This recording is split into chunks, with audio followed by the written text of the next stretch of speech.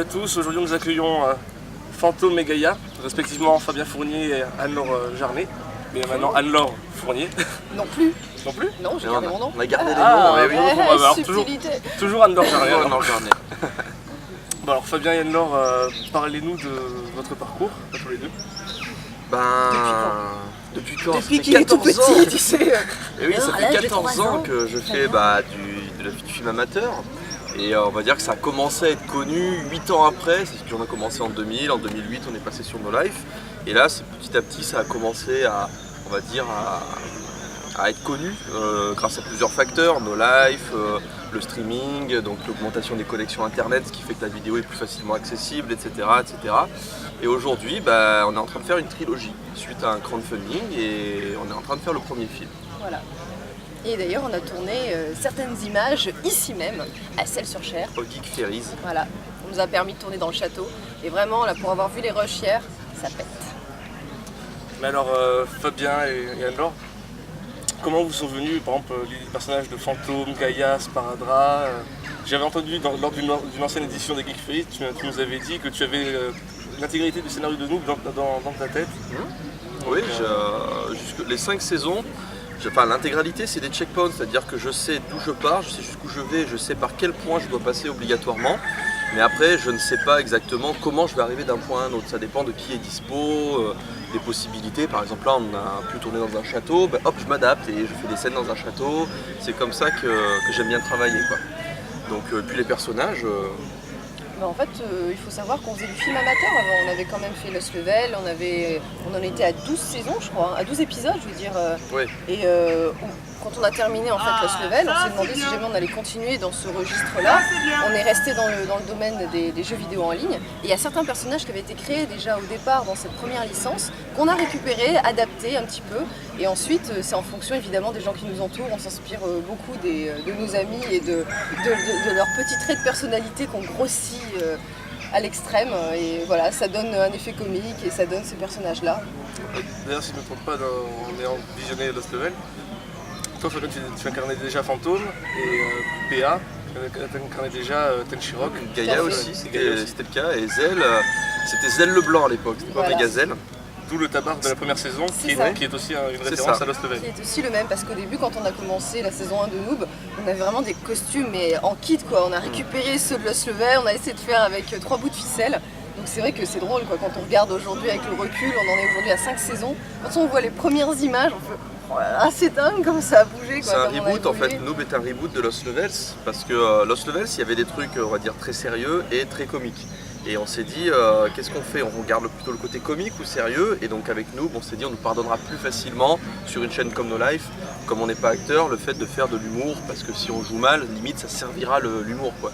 Donc voilà, c'était plutôt cette optique-là et on a gardé la plupart des personnages puisque c'est un reboot. Parce que ça fonctionnait bien et que ces personnages-là, on les aimait bien aussi. Et puis on s'est dit qu'on les avait peut-être pas exploités aussi bien que ce qu'on aurait aimé, parce qu'évidemment Lost Level c'était vraiment une première expérience, on va dire vraiment, et on a fait beaucoup d'erreurs, à la fois scénaristiques, à la fois il y avait trop de personnages en même temps, donc il y avait des problèmes de cohérence, et pour autant il n'y avait pas tout qui était acheté, donc on s'est dit on va essayer de récupérer ce qu'on avait bien aimé, ce qui marchait bien, on va essayer de continuer à le développer. Ce qu'on avait appris à faire aussi, parce qu'il y a des choses qu'on ne savait pas faire, on l'avait fait, puis maintenant on sait mieux raconter les histoires, doser les scénarios, doser le script, on joue mieux, on filme mieux, on fait des meilleurs effets spéciaux.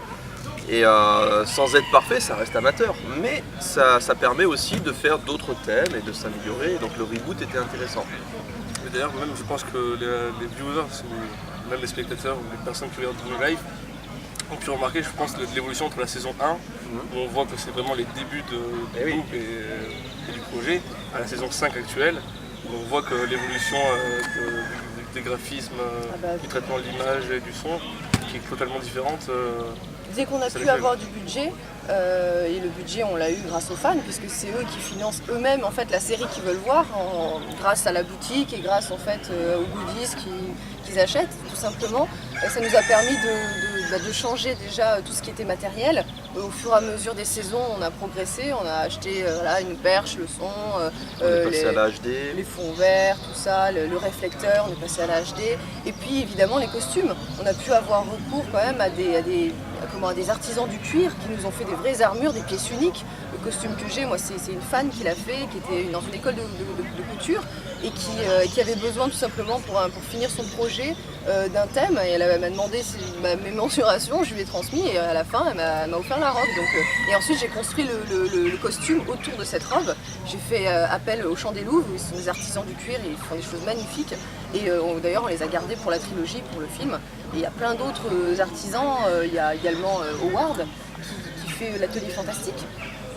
C'est magnifique parce qu'il faut savoir quand même que c'est des pièces uniques, ça vaut extrêmement cher quand même quand on a quand même cette chance. Et ça avec la création Artéide, etc. Donc l'idée c'est, comme un seul artisan ne pourrait pas tenir le rythme et faire les costumes de tout le monde dans les délais impartis, on essaye de faire participer un petit peu tous les artisans qu'on croise en festival et ça c'est intéressant. Et ce genre de festival pour nous c'est super important puisque c'est là qu'on rencontre en général tous ces gens qui nous aident ensuite et qu'on fait intervenir dans nos projets et dans la licence.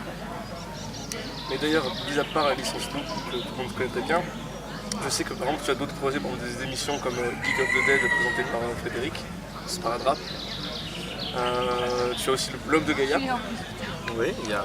Tu as Noob Versus, Daily Noob, il y a plein de. Plein d'autres projets. Est-ce que, pour toi, en sachant que Noob était déjà une grosse masse de travail, est-ce que pour toi c'est assez facile de gérer tous les projets que tu as en essayant de doser à peu près les périodes où on te disant voilà, à tel moment je sors le blog de Gaïa, à tel moment je sors ce projet. Là j'ai arrêté parce que, temporairement, parce que il fallait lancer la trilogie et que justement je ne pouvais pas assumer toutes ces charges de travail. On a une deadline surtout, on a celle du Grand Rex avec la diffusion du film quand même, la première du film qui sera au Grand Rex. Début janvier. Ouais. Mais du coup, pendant que je préparais tout ça, j'ai formé en fait Lucas qui joue Judge Dredd dans la série et qui commence à monter les émissions et donc là on va pouvoir reprendre. Il est capable de monter tout seul du Noob Versus, du Daily Noob, etc. Donc je préfère, on peut pas embaucher les gens et on a des copains qui sont motivés et qui ont envie d'apprendre. Donc je me dis moi je prends un moment et je t'apprends ça et au bout d'un moment la personne peut m'aider. Et c'est que tu puisses être autonome quoi. Voilà, et c'est quasiment le cas et là Noob Versus reprend la semaine prochaine. Daily Noob, on en a un qui est fini, qui sort là dans la semaine prochaine aussi. Donc voilà, vraiment c'est le retour des émissions. Le blog de Gaïa, on verra un petit peu. C'est plus long à faire, le blog de Gaïa, ça demande énormément de travail en termes d'écriture et jusqu'en juillet, je suis overbooké parce que tous les week-ends on tourne. Donc le film, il faut vraiment... Il faut que ça avance parce que Fabien, il a promis une bande-annonce pour Japan Expo Paris, donc ça laisse un mois. Je te souhaite beaucoup de courage Fabien pour la BA. Merci. Mis à part ça, qu'est-ce que je peux te demander est-ce que tu as d'autres futurs projets ou est-ce que tu as pas forcément audiovisuel ou autre, parce que tu avais commencé par exemple un épisode MP3 par rapport à l'article de journal qui disait les jeux vidéo c'est mauvais pour la santé, on devient tous des tueurs en série. C'était rigolo. Les parodies MP3, j'en referai, oui effectivement. Là, tant qu'il y a la trilogie, c'est vrai que je suis pas mal occupé. Dans l'écriture, je suis sur Neogicia tome 2, le manga Noob qui commence doucement mais qui sortira dans quelques mois. Ensuite, il faudra que j'écrive la BD 10 de Noob, parce que la 9 est sortie avant-hier ou hier, je sais plus. Et puis à côté de ça, il y a Warp Zone Project saison 2 que je compte continuer. Mais là c'est pareil, c'est priorité à la trilogie. Il y a des moments où vraiment il faut savoir faire une petite sélection. On ne peut pas tout mener de front pour la qualité avant tout. Et un de mes gros projets là qui va venir et que je vais annoncer sûrement aussi la semaine prochaine, c'est en gros ça s'appelle les Chroniques d'Olydri. C'est le fait entre guillemets de franchiser la licence Noob. C'est-à-dire, voilà, il y a un Wikipédia qui est sorti, un Wikinoob sur nos propres réseaux, où il y a pas mal d'éléments, ça fait office de petite encyclopédie, et demander à des auteurs d'écrire des histoires dans l'univers d'Olydri, soit en prenant le parti de faire... mon Dieu, nous sommes attaqués par une cloche. Ça y est, la cloche a été vaincue. Et donc soit en prenant le parti de faire dans le monde du jeu vidéo, soit dans le monde d'Olydri, mais avec de la science-fiction pure et dure, ou de la fantasy pure et dure comme Neogicia. Donc les gens auront le choix.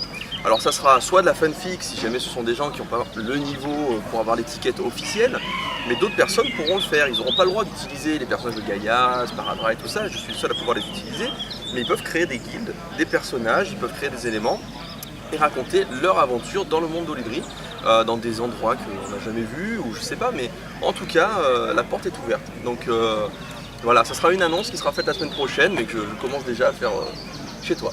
D'accord. Bon Fabien, j'ai pas d'autres questions. Si jamais tu as un dernier message à dire aux personnes qui regardent nous ou qui ne connaîtraient pas nous, je t'en prie. On va les remercier quand même pour le Bah crowdfunding une fois de plus, puisque sans eux on n'en serait pas là et on n'aurait pas ces perspectives qui s'ouvrent aujourd'hui pour nous. Et on espère vraiment de tout cœur que ça va leur plaire ce premier film.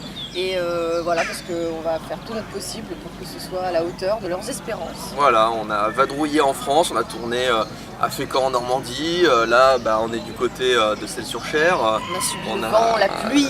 C'est ça, on tourne un petit peu partout, on essaie d'apporter des beaux décors, on a des nouveaux costumes, les effets spéciaux j'espère qu'ils seront bien meilleurs. On a une nouvelle caméra aussi, caméra cinéma, donc voilà, on espère que ça va vous plaire et que les projets à côté, Neogicia, bientôt le retour de Warmzone, le retour des émissions, tout ça va vous inspirer, va vous plaire et que ce projet des Chroniques d'Olydri va vous donner envie de vous lancer dans l'aventure.